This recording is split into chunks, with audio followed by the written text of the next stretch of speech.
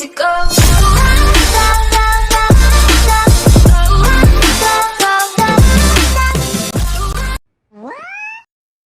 Halo semua, perkenalkan nama saya Yakim Dutaman dengan NIM 2206030015 dari Program Studi Teknik Elektro, Fakultas Sains dan Teknik Universitas Nusa Cendana. Pada kesempatan kali ini, saya akan mempresentasikan tugas Bahasa Indonesia sekaligus sebagai nilai ujian tengah semester saya. Yang pertama, tanda baca dan penggunaannya dari 9 sampai 15. Yang kesembilan, tanda seru. Tanda seru dipakai sesudah ungkapan atau pernyataan yang berupa suruhan atau perintah yang menggambarkan kesungguhan, ketidakpercayaan, ataupun rasa emosi yang kuat. Contohnya, kerjakan esai ini dalam waktu kurang dari 30 menit. Yang 10, tanda elipsi atau titik-titik. Digunakan dalam penulisan kalimat yang terputus-putus. Contoh, kalau begitu, titik-titik, ya lebih baik kita cari tempat nongkrong lain. Yang 11, tanda kurung digunakan untuk mengapit tambahan, keterangan atau penjelasan yang biasa digunakan untuk menjelaskan abreviasi. Contoh, Dewan Perwakilan Rakyat Republik Indonesia dalam kurung DPR RI mengajukan kebijakan yang terlalu mementingkan masalah pribadi. Yang ke-12, tanda kurung siku. Tanda kurung siku digunakan untuk mengapiti huruf, kata atau kelompok kata sebagai koreksi atau tambahan pada kalimat yang ditulis orang lain. Contoh, mahasiswa juga wajib berperan dalam pemberdayaan masyarakat secara berintegritas. Yang ke-13, tanda petik. Tanda petik digunakan untuk mengapiti petikan langsung yang berasal dari pembicaraan dan naskah atau bahan tertulis lain. Contoh, saya belum siap, kata Ahmad 5 menit lagi. Yang ke-14, tanda petik tunggal.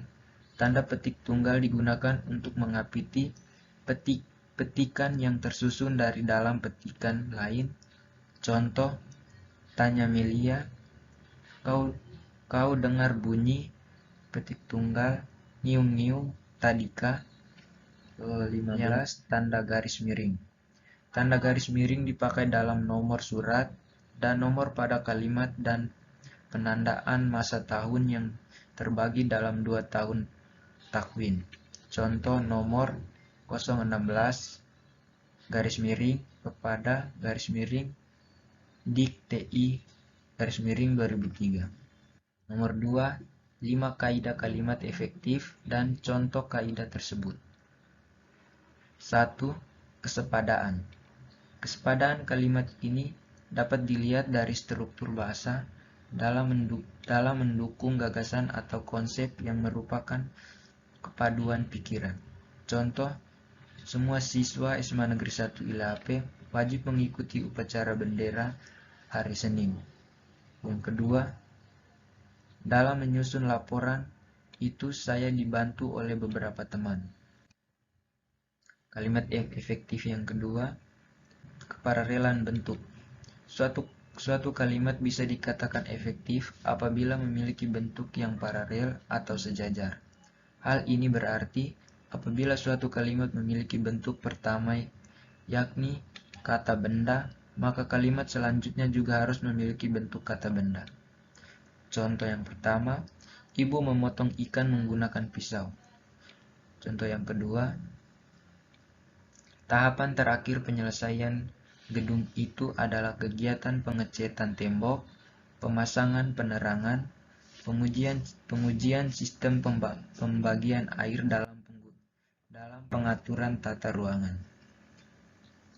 3. Yang kehematan kata.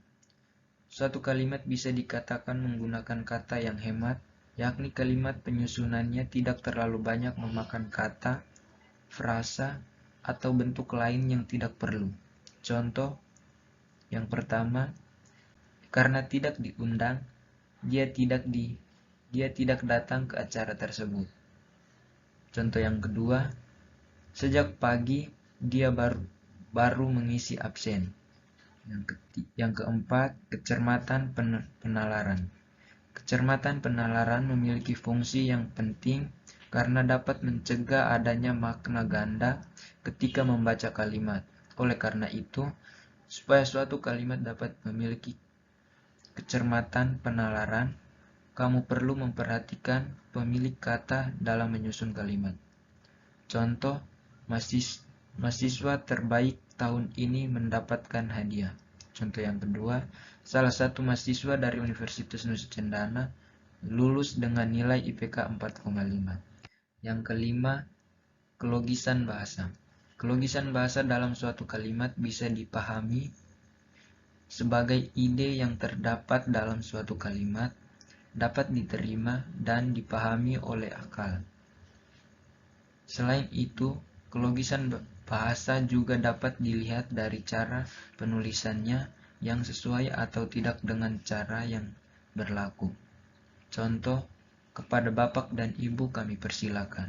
Contoh yang berikut, untuk menghemat waktu, mari kita mulai acara ini. Soal yang ketiga, contoh sebuah paragraf yang benar dan penjelasan dari kebenaran paragraf. Yang pertama, contoh paragraf. Nasi adalah makanan pokok yang bisa dikonsumsi oleh kebanyakan penduduk di wilayah benua Asia, tak terkecuali Indonesia. Di Indonesia, sebagian besar penduduk mengkonsumsi nasi sebagai pangan utama mereka. Meskipun sebagian kecil lainnya di wilayah Indonesia ada yang mengkonsumsi jagung, singkong, dan sagu sebagai makanan pokok mereka, pada zaman kolonial hanya dari kalangan pariai dan orang kaya saja yang mengkonsumsi nasi. Meskipun sebagian besar penduduk berprofesi sebagai petani, namun hal tersebut tak lain membuat rakyat miskin bisa dengan mudah mengkonsumsi nasi sebagai pangan utama mereka. Hal tersebut dikarenakan karena berbagai sistem pemerintah kolonial yang merugikan petani. Kini nasi dapat dinikmati oleh semua kalangan, tak terkecuali warga masyarakat biasa.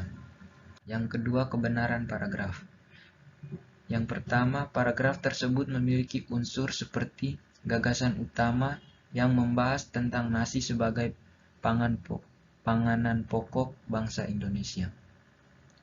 Yang kedua, memiliki kalimat utama yang terdiri di awalan paragraf yang memuat gagasan utama. Yang ketiga, memiliki kalimat penjelas dari awal sampai akhir paragraf.